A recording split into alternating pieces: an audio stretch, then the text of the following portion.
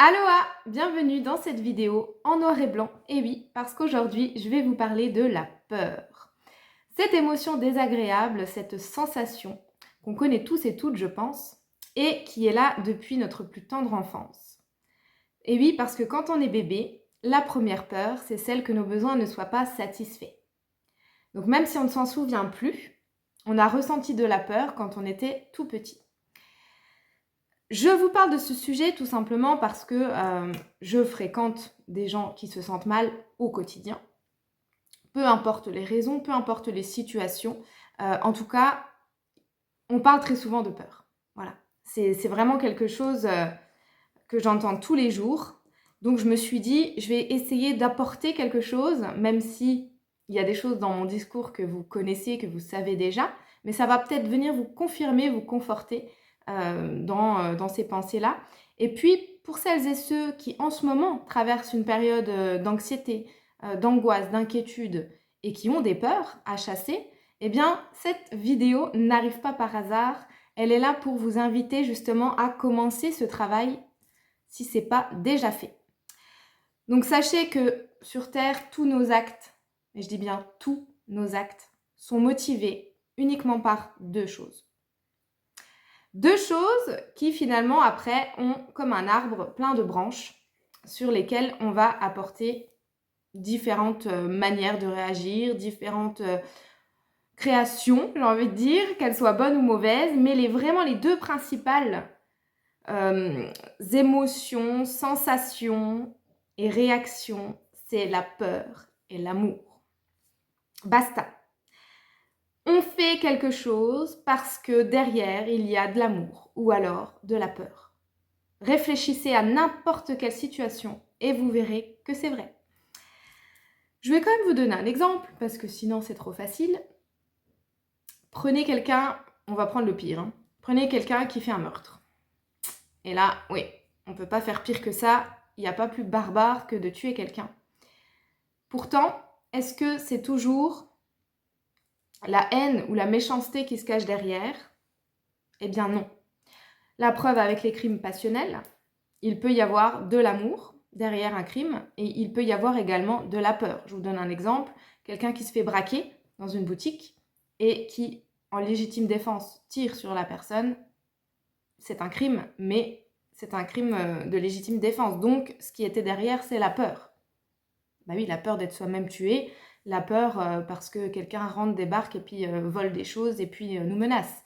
Donc, on est bien là-dedans. Qu'est-ce que je peux vous trouver d'autre comme exemple?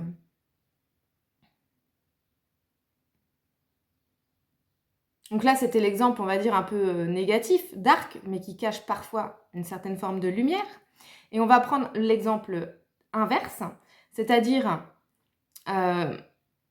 quelque chose qu'on fait de manière positive, qui est belle, mais qui finalement est motivée par la peur. Eh bien, je vous donne l'exemple d'un enfant qui va faire certaines études pour faire plaisir à ses parents, d'accord? Donc, qui réussit un diplôme, qui réussit un examen, et finalement, derrière tout ça, se cache quoi? Se cache eh bien, la peur de ne pas plaire à ses parents. Il y avait la peur de l'échec par rapport du coup, au regard familial. Voilà, bon, il y en a plein, mais on va pas s'attarder là-dessus. Moi, ce que j'ai à vous dire ici, c'est que la solution, la première en tout cas, et celle qui est accessible à pratiquement tout le monde, c'est la parole. En fait, oui, à tout le monde, parce que même par exemple, si vous êtes muet, vous pouvez écrire. Donc, en tout cas, libérer cette émotion de peur à travers les mots. Et ça, c'est essentiel. Parce que si vous gardez à l'intérieur, ça va pourrir. En fait, comme je dis souvent, si vous ne nettoyez pas à l'intérieur, c'est comme si vous restiez dans un appartement rempli de déchets. Si vous les sortez jamais, au bout d'un moment, ça pue. Et bien c'est pareil pour nous en tant qu'humains. Si on garde les émotions à l'intérieur, surtout les émotions négatives, eh bien elles brassent de la que je ne dirai pas ici, mais vous avez compris. Et donc, c'est pour ça qu'après, on se sent très mal et qu'il se passe des choses négatives et qu'on attire à nous aussi des situations et des personnes toxiques. Ça, il faut bien le comprendre. Par contre, je ne suis pas là pour vous dire de prendre la peur pour un ennemi. Parce que on est d'accord que dans certaines situations, en cas de danger imminent, je sais pas, moi par exemple, vous tombez sur un lion. Bon, je pense que c'est rare, mais imaginons que vous tombez sur un lion. Je crois que si vous n'avez pas peur, vous n'aurez pas cette dose d'adrénaline qui va vous aider à cavaler très très rapidement pour vous éloigner de ce danger mortel. Donc, elle est utile dans certains cas, la peur. Et c'est là où il faut avoir l'intelligence de différencier une peur qui nous sert, une peur saine, une peur normale, une peur logique, d'une peur qui finalement est un boulet. Il faut savoir faire la différence entre les deux. Quand est-ce que la peur est saine et quand est-ce qu'elle est malsaine? Donc, j'ai pris des notes, vous m'excuserez parce que j'ai une bonne mémoire, mais quand même, comme en plus en ce moment, j'ai pas mal de boulot, je ne peux pas tout retenir. Donc oui, qu'est-ce que je voulais... Ah oui, alors voilà. Donc la peur, en fait, elle est malsaine à partir du moment où elle est ignorée ou alors envahissante. Donc par exemple, quand la peur se transforme en angoisse, en anxiété chronique, des idées noires ou carrément en phobie ou en panique. Là, on est d'accord qu'il y a un problème quelque part. Je vais vous donner des exemples du coup de peur et on va voir quand est-ce que c'est logique et quand est-ce qu'il y a un travail à faire. J'ai craché. Vous n'avez rien vu. Donc, par exemple, si vous montez en voiture avec des amis régulièrement et qu'un soir, vous sortez et que dans la bande, il y a un ami qui a tendance à rouler très très vite. Et là, vous commencez à avoir peur. Là, c'est légitime. Si vous savez que cette personne roule vite et que vous ressentez de la peur et de l'inquiétude, déjà, écoutez votre intuition. Donc là, c'est OK d'avoir peur. C'est OK d'avoir peur avec cette personne puisque vous savez qu'il est fou en voiture. En revanche, si vous avez une peur panique de conduire tout le temps et que du coup vous ne prenez pas la voiture ou du jour au lendemain parce qu'il y a eu un choc, un traumatisme, je ne sais pas, un accident ou quelque chose, vous avez perdu peut-être quelqu'un de cette manière-là et du coup vous ne prenez plus le volant du tout parce que vous avez tout simplement peur de conduire, là il y a un gros travail à faire. Si vous voyez votre enfant s'approcher d'un feu de camp, on est l'été, voilà, vous êtes avec des amis dans la forêt, vous vous éclatez et vous faites un feu de camp pour manger des chamallows. Et là, votre petit de 2 ans et demi commence à courir vers le feu. Évidemment que vous avez le droit de crier et d'avoir peur et on ne va pas vous en vouloir. En revanche, si vous avez une peur panique pour le moindre geste, la moindre chose que votre enfant fait, là, il y a un travail à faire aussi. Ce n'est pas normal en tant que parent d'être tout le temps angoissé, inquiété de ce que fait notre enfant. Surtout dans des situations parfois qui ne prêtent absolument pas à avoir ce genre de réaction. Donc c'est qu'il y a quelque chose derrière à aller regarder. On passe un examen. Tout à fait normal d'avoir un peu mal au ventre, de se sentir mal, de ne pas avoir faim avant d'y aller. En revanche, si on angoisse et qu'on s'inquiète pour des situations plus ou moins quotidiennes et que ça va nous créer des douleurs chroniques, voire des maladies, là, évidemment, il y a un travail à faire. C'est normal de flipper en voyant une araignée grimper sur nous, par exemple. Je donne cet exemple-là parce que ça m'est arrivé hier encore, dans la voiture. En ce moment, je ne sais pas pourquoi, je suis très magnétique avec les insectes, ils me grimpent dessus. Alors, justement, moi j'ai vu l'araignée grimper, donc première réaction, la peur. Mais je ne me suis pas mise dans tous les états pendant 107 ans, on est d'accord. Alors que je connais des gens qui, c'est pas forcément des araignées, mais n'importe quel animal, dès qu'ils le voient, même en photo, font une crise panique. La sueur, le cœur qui bat, les palpitations et tout ça. Et là, il y a une phobie, donc il y a un travail à faire. Qu'est-ce que je voulais vous dire d'autre? Bon, on en a fini pour les exemples. Donc, vous avez vu qu'une peur, c'est comme tout, il y a un équilibre. Il y a le moment où elle est bien, elle est normale, elle est acceptable, et il y a le moment où là, ça bascule, ça tombe dans quelque chose de beaucoup plus difficile, et donc, il faut le prendre en main. C'est à vous aussi de prendre vos responsabilités et d'aller chercher déjà pourquoi et comment dégagez cette peur. C'est important. Attention à ne pas répéter des phrases négatives du style « Ah, mais de toute façon, moi, j'ai toujours eu peur de ça. Ah là là, mais ça, qu'est-ce que ça me fait flipper, j'arriverai jamais à l'accepter. » Vous voyez, tout ce que vous dites a un impact, en fait, parce que vous imprimez les choses dans votre subconscient. Sachez que votre inconscient, la part de vous qui est très, très présente, mais que vous ne voyez pas, que vous ne ressentez pas, eh bien, elle enregistre tout, chaque image, chaque mot, tout. Et donc, si vous lui mettez des trucs négatifs, au bout d'un moment, ça crée de la peur. C'est tout à fait logique.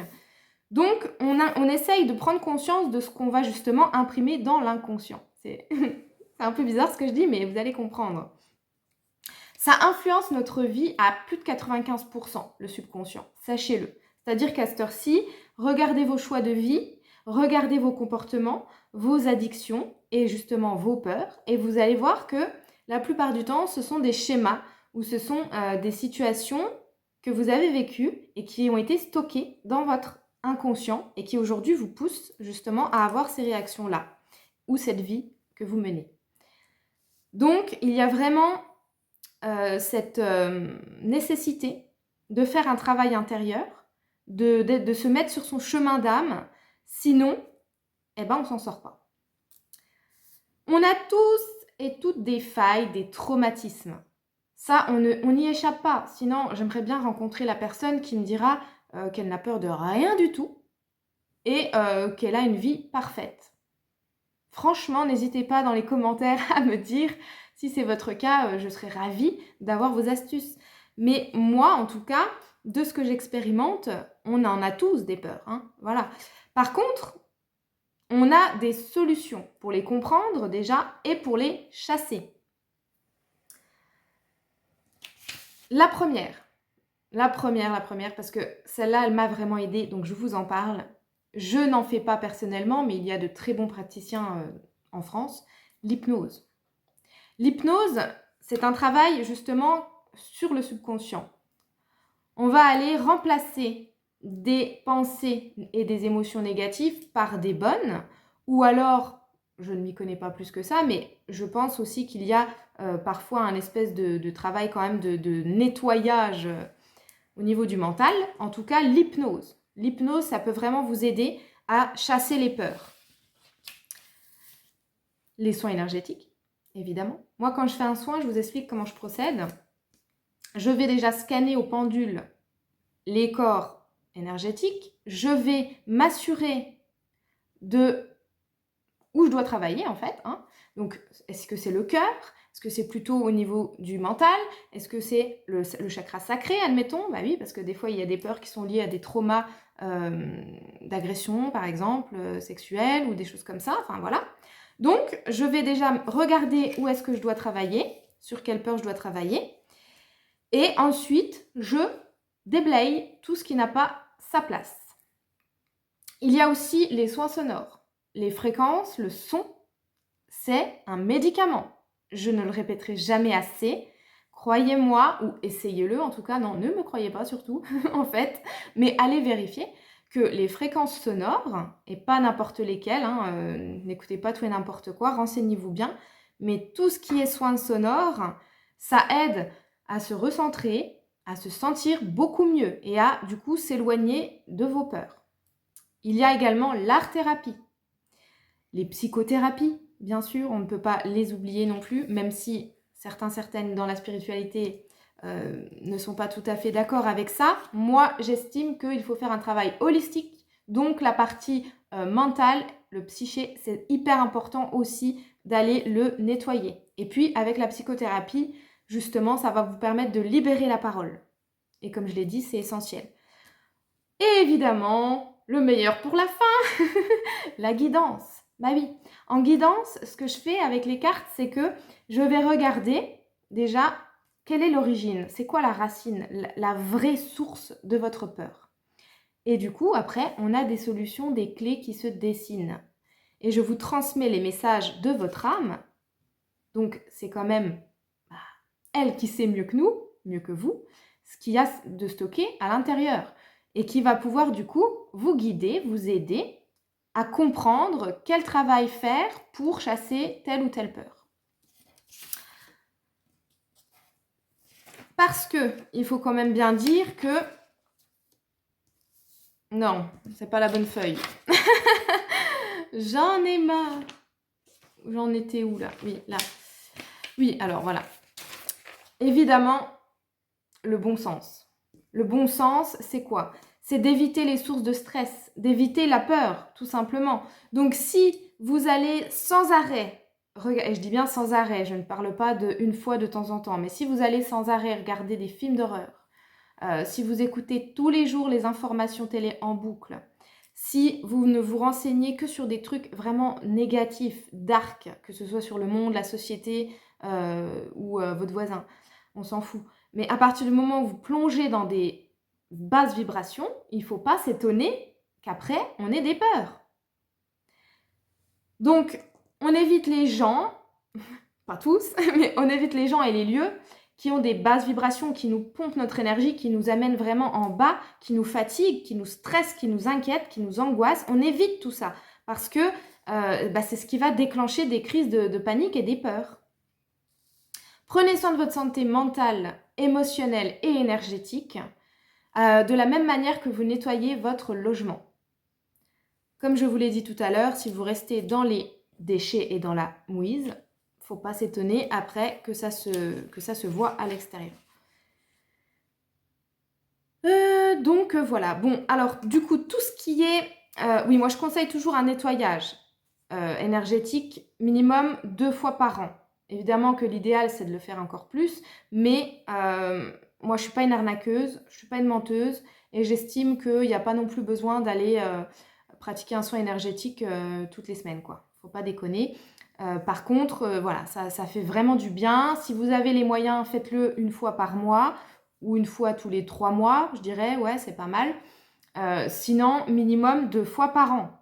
Hein, on laisse passer la moitié d'une année, on se fait un petit nettoyage et hop, on repart pour 6 mois. C'est l'idéal. Je vous parlerai dans une prochaine vidéo de comment dégager les pollutions justement et les parasites. Parce qu'ils sont nombreux. Je viens de vous parler de la peur, donc qui est donc une pollution, mais il y en a beaucoup d'autres. Du coup, je referai une vidéo pour vous en parler et vous donner mon expérience, mon avis sur la question. Voilà, je pense que j'ai fait le tour. Dites-moi dans les commentaires déjà si vous avez des peurs, comment vous faites pour vivre avec ou pour vous en débarrasser. Et puis n'hésitez pas, si vous voulez une guidance ou un soin énergétique en privé, on peut le faire également à distance. Et je vous souhaite une très bonne journée ou une très bonne soirée. Merci de m'avoir écouté. À très bientôt les amis. Ciao.